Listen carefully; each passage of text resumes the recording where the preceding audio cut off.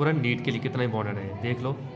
Bohr model concept हो गए, ठीक, एनर्जी कैसे निकालते हैं, क्वांटम नंबर क्या है, पूरा देखो आपको हर टीचर बोलता है भाई नीट के लिए ये चैप्टर, नीट के लिए नीट के लिए कंसेप्ट कौन से इंपॉर्टेंट है वो आपको पता होना चाहिए। हर चीज़ नहीं पढ़नी होती, वही पढ़नी होती है नीट का सिलेबस है। परफेक्ट प्रैक्टिस प्लान की बात करें, नीट के कुछ इधर आपको क्वेश्चन दिखेंगे, एमसीक्यू दिखेंगे, लर्निंग प्लस के क्वेश्चन दिखेंगे, टॉपिक वाइज आपको हर एक क्वेश्चन दिखेगा। यहाँ पे मैं पढ़ाने जा रहा हूँ जी। देखो इसकी इंट्रोडक्शन क्या है। सबसे पहले जॉन डाल्टन के बारे में सुना ही आपने, उसने मैटर के बारे में बहुत कुछ बताया था, ठीक है। और उसी के बेस पे उसने क्या की, एक थ्योरी दी जिसने बोला कि जो एटम होता है वो फर्दर टूट नहीं सकता, डाल्टन ने बोला था।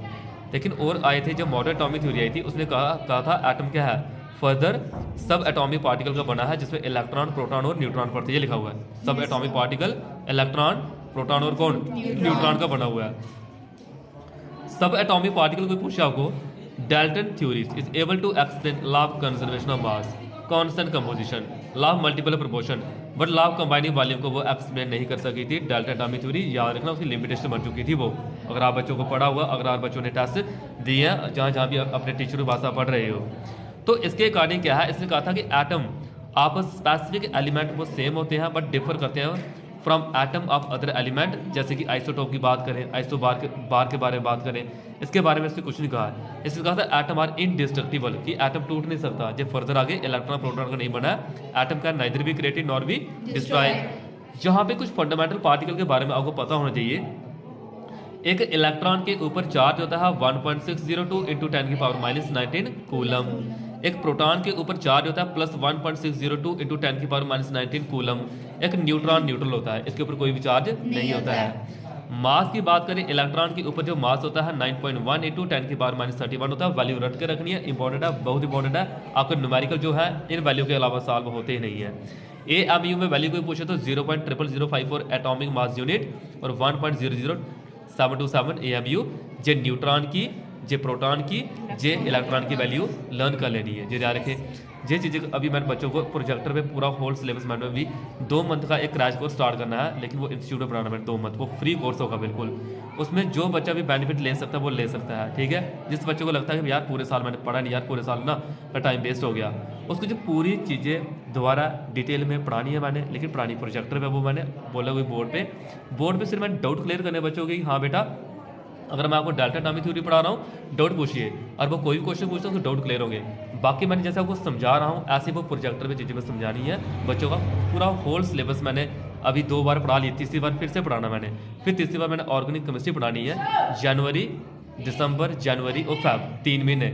उसके बाद टेस्ट तो बच्चों में डेली ऐसे ले रहा हूँ, उसको बच्चों को लेने में डेली टेस्ट है। बाकी आपके पेपर आ जाने हैं, ठीक है। उसमें 12th क्लास आपकी स्टार्ट हो जाती है पहले ही, फैब के एंडिंग में 12th भी स्टार्ट हो जाती है आपके एग्जाम से पहले, 12वीं क्लास स्टार्ट हो जाती है, तो उसको वो स्टार्ट कर देनी है जी। क्रैश कोर्स है, आप भी अपने भाई बहनों को जो है, जो आपके क्लासमेट है, बता सकते हो सर ने फ्री कोर्स पढ़ाना है, 2 मंथ का क्रैश कोर्स बोलते हैं उसको नीट के लिए। नीट में पढ़ाना क्या है, पूरा होल सिलेबस पढ़ाना बच्चों को मैंने, प्रोजेक्टर पे पढ़ाना वो मैंने कमल कोई वो जो रूम थे ना टूटे फूटे, वो चेंज कर दिए मैंने, अभी न्यू रूम शिफ्ट कर दिया हमने, बस वहाँ पे अभी स्टैटिक अरेंजमेंट शिफ्ट हो जाना मैंने। देखो charge to the mass ratio आपसे कोई पूछे कितनी होती है, ये इतना बड़ा आपने लर्न नहीं करना है, सिर्फ आपने वैल्यू लर्न करनी है कि वो होती है 1.758 इंटू 10 की पावर 11 कूलम पर केजी। ये क्या लिखा हुआ है, कूलम पर केजी।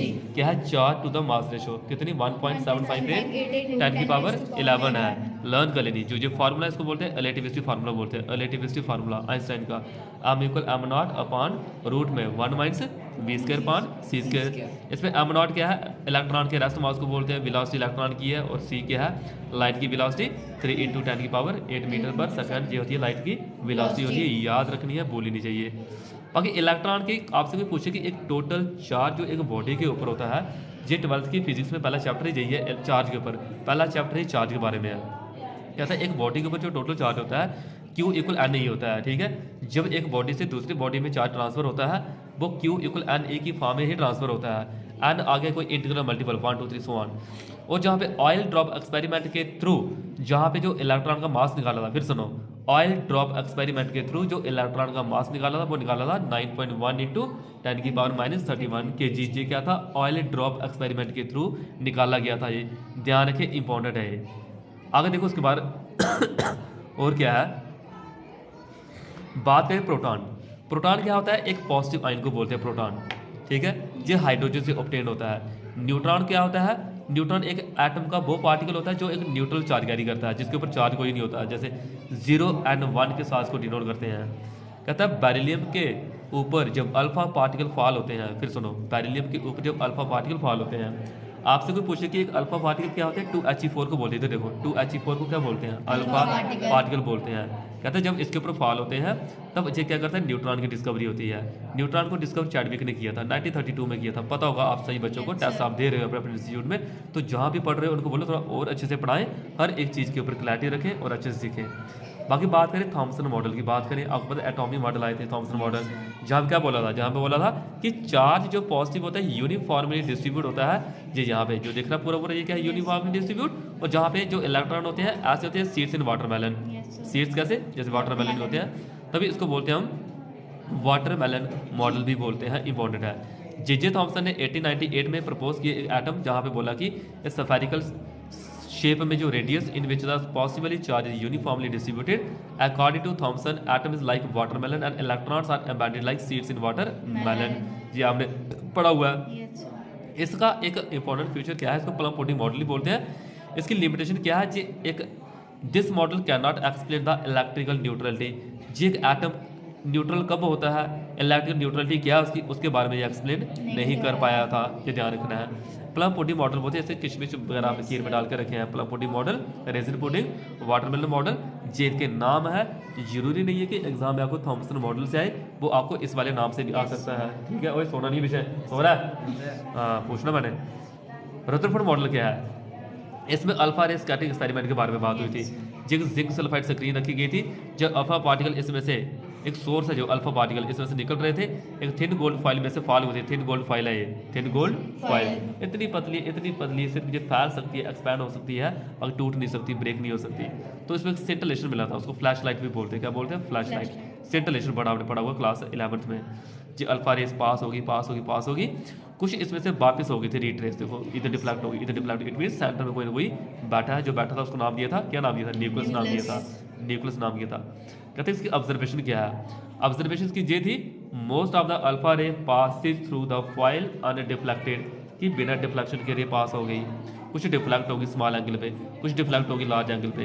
कंक्लूजन ये निकला कि कुछ ना कुछ एटम के अंदर स्पेस क्या है, खाली है, ठीक है। जो पॉजिटिव चार्ज वहाँ से डिफ्लेक्ट हुआ, इट मीन्स अंदर भी क्या बैठा है, पॉजिटिव, उसी को वही उसको रिपेल कर सकता है। Volume occupied the nucleus very small as compare to total volume, तो जहाँ पर ये देखा कि एटम के अंदर जो भी स्मॉल पोर्शन में एग्जिस्ट हो रहा है, जब पूरा मास कंसंट्रेट हो रहा है, उसको क्या बोला था, न्यूक्लियस बोला था, क्या बोला था, न्यूक्लियस। और इलेक्ट्रॉन उसके आसपास क्या हो रहे थे, रिवॉल्व हो रहे थे, जिस पाथ में वो रिवॉल्व हो रहे थे उसको ऑर्बिट बोलते हैं, क्या बोलते हैं, ऑर्बिट। जिस फोर्स से इलेक्ट्रॉन और न्यूक्लियस जुड़े होते हैं उसको इलेक्ट्रोस्टैटिक फोर्स बोलते हैं, क्या बोलते हैं, इलेक्ट्रोस्टैटिक फोर्स बोलते हैं। जो सेंट्रीफ्यूगल फोर्स बोलते हैं, जो प्रेजेंट होती है, इलेक्ट्रॉन जो घूम रहे हैं, बैलेंस होकर वहाँ पे घूमते रहते हैं, इलेक्ट्रोस्टैटिक या सेंट्रीफ्यूगल फोर्स बोलते हैं। याद रखें, इंपॉर्टेंट पॉइंट है, ये लाइनें लिखना पड़ती हैं। अगर आप टेस्ट दे रहे हो, शॉर्टकट को लिख रहे हो, तो इट मीन्स कहीं ना कहीं आपका नॉलेज भी कम है, उस नॉलेज को अच्छा बिल्डअप करो, वो नॉलेज आपके पास अच्छा होना चाहिए। रदरफोर्ड एटॉमिक मॉडल की बात करें, इस comparable with the solar system, इसे प्लैनेटरी मॉडल भी बोलते हैं। किसको, रदरफोर्ड मॉडल को प्लैनेटरी मॉडल की बोलते हैं, जैसे कि प्लैनेट रिवॉल्व करते हैं अराउंड द सन। ड्रॉबैक इसके ये थे, ये एक लाइन स्पेक्ट्रम को एक्सप्लेन नहीं कर पाया था, और एटम की स्टेबिलिटी को एक्सप्लेन नहीं कर पाया था। एटम की स्टेबिलिटी को एक्सप्लेन इसलिए नहीं कर पाया था कि इलेक्ट्रॉन रिवॉल्व होते रहते हैं अराउंड द न्यूक्लियस, एक ऐसा टाइम आएगा वो उनके ऊपर पड़ जाना चाहिए, बट ऐसा होता नहीं है, वो एक फोर्स से रिवॉल्व करते रहते हैं। जी ऐसा फिर बोहर मॉडल ने बताया था, कौन से बताया था, बोहर मॉडल ने, बट रदरफोर्ड मॉडल फेल हो गया था। लिमिटेशन आती है पेपर में, याद रखनी है, आती है, ये बुलानी नहीं है। आपसे पूछे कोई कि एक एटॉमिक नंबर क्या होता है, एटॉमिक नंबर बोलते हैं कितने इलेक्ट्रॉन या कितने प्रोटॉन प्रेजेंट है एटम में, क्या कितने इलेक्ट्रॉन या कितने प्रोटॉन प्रेजेंट है एक एटम में, इसको जी से डिनोट करते हैं, जेड। जो मास नंबर होता है उसको क्या बोलते हैं, प्रोटॉन और न्यूट्रॉन दोनों का सम, क्या सम ऑफ प्रोटॉन और न्यूट्रॉन इन एटम, उसे बोलते हैं मास नंबर। आपसे कोई पूछे कि यार एक न्यूट्रॉन कैसे निकालते हैं, मास में से एटॉमिक नंबर, मास में से एटॉमिक नंबर को निकाल दो, वो क्या होते हैं, न्यूट्रॉन होते हैं, क्या होते हैं, किसको, मास में से एटॉमिक नंबर को निकाल दे, उसको बोलते हैं न्यूट्रॉन। आइसोटोप क्या होते हैं बताओ यार, खुद ही बता दो। एटॉमिक नंबर सेम होता है, मास नंबर अलग होता है, जैसे प्रोटियम, ड्यूटेरियम, ठीक है, फार्मूला याद रखने हैं, क्लोरीन के आइसोटोप याद रखने हैं। आइसोबार क्या होते हैं, मास नंबर सेम होता है, एग्जाम्पल आपने याद रखनी है, मास दोनों का क्या है, सेम है। वेव नेचर आप लोगों ने पढ़ के रखा हुआ है किसका, इलेक्ट्रोमैग्नेटिक रेडिएशन की बात करें, वेव नेचर पढ़ के रखा हुआ है। कहता है एनर्जी जो होती है इलेक्ट्रोमैग्नेटिक एनर्जी रेडिएशन क्या है, एनर्जी है, जिस सन से लाइट आ रही है क्या है, एनर्जी है। ट्रांसमिट होती है एक बॉडी से दूसरी बॉडी में इन दी फॉर्म ऑफ वेव, और ये चलती है कितनी 3 × 10⁸ की स्पीड से चलती है। इसे इलेक्ट्रोमैग्नेटिक वेव भी बोलते हैं, क्या बोलते हैं, इलेक्ट्रोमैग्नेटिक वेव भी बोलते हैं। इसको याद रखना है, बुलाना नहीं चाहिए। आगे कहता है कि कौन कौन सी वेव हो सकती है, ये आपकी कॉस्मिक रे हो सकती हैं, ठीक है, एक्सरे हो सकती है, gamma, UV, visible light, infrared, micro, radio, ये हो सकती हैं। और इसमें हम इलेक्ट्रोमैग्नेटिक रेडिएशन, ये बनी किसकी होती है, आपसे कोई पूछे, जो बनी होती है, जो लाइट आ रही है, ये इलेक्ट्रिक फील्ड और मैग्नेटिक फील्ड की बनी होती है। किसकी, इलेक्ट्रिक और मैग्नेटिक फील्ड की बनी होती है। इलेक्ट्रिक फील्ड मैग्नेटिक फील्ड क्या होते हैं, 12th का चैप्टर में आपने पूरे अच्छे से पढ़ना कि इलेक्ट्रिक फील्ड चार्ज के आसपास जो स्पेस होती है, मैग्नेटिक फील्ड मैग्नेट के आसपास जो स्पेस होती है, ठीक है, up to which the electrical influence, up to which the magnetic influence can be experience by the other charge या मैग्नेट, वो पढ़ोगे डिटेल में आप 12th क्लास में। और इलेक्ट्रिक और मैग्नेटिक फील्ड जो होती है जो आपस में क्या होती है, परपेंडिकुलर होती है। जब ये ट्रैवल करती है एक दूसरे के परपेंडिकुलर होती है, पैरेलल में नहीं होती, परपेंडिकुलर होती है। कौन, इलेक्ट्रिक और मैग्नेटिक। कहता है इलेक्ट्रोमैग्नेटिक इसकी रेडिएशन की बात करें, जो एक वैक्यूम में भी ट्रैवल हो सकती है, इनको चलने के लिए कोई मीडियम चाहिए। फिर सुनो, इनको चलने के लिए कोई मीडियम नहीं चाहिए, no medium is required. Electromagnetic radiation have wave characteristics and no medium is required for the propagation. Medium मतलब होता है जैसे मैं जहाँ सिटी जाना, बाइक चाहिए मुझे मीडियम, लेकिन इनको कोई भी मीडियम चलने के लिए नहीं चाहिए। याद रखना बेटा, सोना नहीं है, जागते रहना है, जागते रहो। आगे वेव की बात करें, कहता है जो इसको रिप्रेजेंट करते हैं इसको बोलते हैं साइनोसाइडल वेव बोलते हैं। क्या बोलते हैं, साइनोसाइडल वेव। ऊपर वाले को क्रस्ट बोलते हैं, नीचे वाले ट्रफ बोलते हैं। आपसे को पूछे कि बेटा डिफाइन वेव लेंथ, आपने बोला the distance between the two nearest crest and two nearest trough. Crest और ट्रफ के बीच का जो डिस्टेंस होता है उसको बोलते हैं वेवलेंथ। और इसके एम्पलीट्यूड बोलते हैं, जिस कितनी हाइट है इसकी, that is the amplitude. Time period बोलते हैं, देखो इधर दिया वो सारा आगे जी इसके बारे में लिखा हुआ है, कितनी कितनी इनकी फ्रीक्वेंसी वेवलेंथ होती है। वेवलेंथ डिस्टेंस आ गया। वेवलेंथ को मेजर करते हैं एंगस्ट्रॉम में, नैनोमीटर में, माइक्रोमीटर में, ठीक है, पिकोमीटर में। एंगस्ट्रॉम की वैल्यू 10⁻⁻10 होती है, सेंटीमीटर में 10⁻�8 होती है। फ्रीक्वेंसी मीनिंग होता है कि एक सेकंड में कितनी वेव बन रही है, क्या एक सेकंड में कितनी वेव बन रही है। फ्रीक्वेंसी यूनिट होती है पर सेकंड, साइकिल पर सेकंड, हर्ट्ज, ठीक है, ऐसे होते हैं। अब फ्रीक्वेंसी और वेवलेंथ का आपस में रिलेशन न्यू इक्वल सी पान लैम्डा होता है, ये न्यू अभी नहीं है, सी पान lambda, very very important formula numerical के लिए, याद रखें। वेव नंबर बोलते हैं कि कितनी वेव लेंथ, यानी कि वेव नंबर एक लेंथ में कितनी वेव कंप्लीट हुई, एक लेंथ में कितनी वेव कंप्लीट हुई। वेव नंबर को न्यू बार से डिनोट करते हैं, 1 पान लैम्डा से इसका फार्मूला है, ये ध्यान रखें। उसके बाद आगे बात करें, बाकी देखो जब हम इनको नीट लेवल पे चीज़ें पढ़ाते हैं ना, फिर जहाँ पे न्यूमेरिकली साथ साथ चलते हैं। एम्पलीट्यूड का मीनिंग बताया ना, हाइट क्रस्ट या ट्रफ की, ठीक है। वेलोसिटी आ गया कि कितनी wave distance travel by the wave in 1 second, कि एक वेव ने कितना डिस्टेंस ट्रैवल किया है एक सेकंड में। बाकी पार्टिकल नेचर की बात करें, आपको पता प्लैंक्स क्वांटम थ्योरी आई थी, इसके बारे में कल बताऊंगा, जितना मैंने बताया है जे भी पढ़ा बताया मैंने अभी, जो न्यूमेरिकल है। देखो एक एग्जाम की अच्छी प्रिपरेशन होती है जब आप पूरे क्वेश्चन को न्यूमेरिकल के साथ प्रिपेयर करते हो, ठीक है जी। आपने सारे पढ़ के रखे हुए हैं, नोट देखो कितना अच्छे से दी है। बोर मॉडल आ गया, बोर मॉडल, उसके बाद लिमिटेशन आ गई, न्यूमेरिकल आ गए बोर मॉडल के, हाइजेनबर्ग अनसर्टेनिटी प्रिंसिपल आ गया पूरा, ठीक है। न्यूमेरिकल आ गया, उसके निकाले हुए न्यूमेरिकल है, ऐसा नहीं है कि आपको घर से मिलते हैं जी। जहाँ पे एक क्वांटम मैकेनिकल मॉडल है एटम का, इसे शुक्रोंजियर वेव इक्वेशन से फेमस है। एस ऑर्बिटल की शेप है, पी ऑर्बिटल की शेप है, डी ऑर्बिटल की शेप है। डी ऑर्बिटल शेप कौन कौन सी होती हैं, ठीक है, सारी कुछ मैंने पढ़ाई हुई है। नोट क्या क्या है इनके, नोडल प्लेन किसको बोलते हैं, एंगुलर नोड किसको बोलते हैं, क्वांटम नंबर क्या है, क्वांटम नंबर के बारे में बड़े अच्छे से दिया हुआ है, चारों क्वांटम नंबर दिए हैं। अब वो प्रिंसिपल क्या है, जो न्यूमेरिकल आगे फिर दोबारा इंपॉर्टेंट है, न्यूमेरिकल एनर्जी ऑर्बिटल स्टेबिलिटी है ना, स्टेबिलिटी क्यों होता है स्टेबल, वो हाफ फिल फुली फिल्ड है ना, हाफ फिल फुली फिल्ड। देखो आगे अब इस टॉपिक वाइज आपके क्वेश्चन स्टार्ट होते हैं, यहाँ पे बता सकते पहले का आंसर क्या आना है।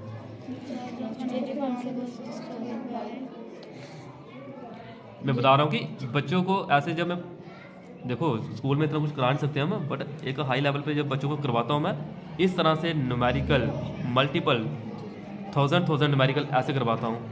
ऐसे सिर्फ न्यूमेरिकल बच्चों को दे देता हूँ, ये न्यूमेरिकल, देखो कितने न्यूमेरिकल है, 38 40। आप ही प्रैक्टिस किए, अगर जो नीट के बच्चे प्रिपेयर करें अपने आप को नीट के लिए, बोर्ड लेवल के लिए, CBSE लेवल के लिए, तो CBSE लेवल हो तो उसका सिलेबस क्या है, यही तो है जो हाई लेवल के क्वेश्चन, NCERT न्यूमेरिकल सारे प्रीवियस ईयर क्वेश्चन है ये, ड्रॉपर नीट सारे उनके लिए। लर्निंग प्लस के क्वेश्चन आ गए जी, सारे क्वेश्चन हैं। मल्टीपल MCQ आ गए इतने सारे। अब इतने सारे क्लास बताओ मुझे कैसे करवाने हैं, टाइम होता गया इतने 23 24 जियोग्राफिकल हर एक लेवल के पेपर। नीट के पास ईयर के 10 सालों के क्वेश्चन आए, 10 सालों के, ये जो आए हुए हैं 10 सालों के क्वेश्चन ये सारे। अभी इनकी आंसर की दी है, जितने भी क्वेश्चन मैंने को दिखाए उनका आंसर क्या क्या है। फिर भी आप में से किसी बच्चों लगे यार इस क्वेश्चन का आंसर पता नहीं मुझे कहाँ से आना है, तो उसके लिए स्पेशल हिंट भी दिए होते हैं कि ये आपके लिए स्ट्रक्चरल आइटम के पहले क्वेश्चन की हिंट दी है कि आंसर आया कैसे, दूसरे को हिंट दिया आंसर आया कैसे, आगे क्वेश्चन को हिंट दी है कैसे कैसे आंसर वो आ रहे हैं। जब स्टूडेंट इस तरह से प्रिपरेशन करती है ना, दुनिया की कोई ताकत उसको हरा नहीं सकती है किसी भी चैप्टर पे, चाहे वो some basic concept in chemistry हो, स्ट्रक्चरल एटम हो, स्टेट्स ऑफ मैटर हो, ठीक है, कोई भी चैप्टर हो, चाहे ऑर्गेनिक केमिस्ट्री हो, अगर इस लेवल की प्रिपरेशन की हो, जिसने इतने क्वेश्चन निकाले हो, वो कहीं हार नहीं सकता है।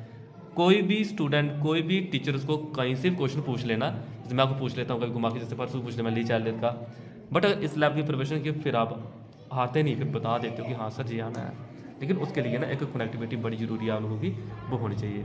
चलो जगह पे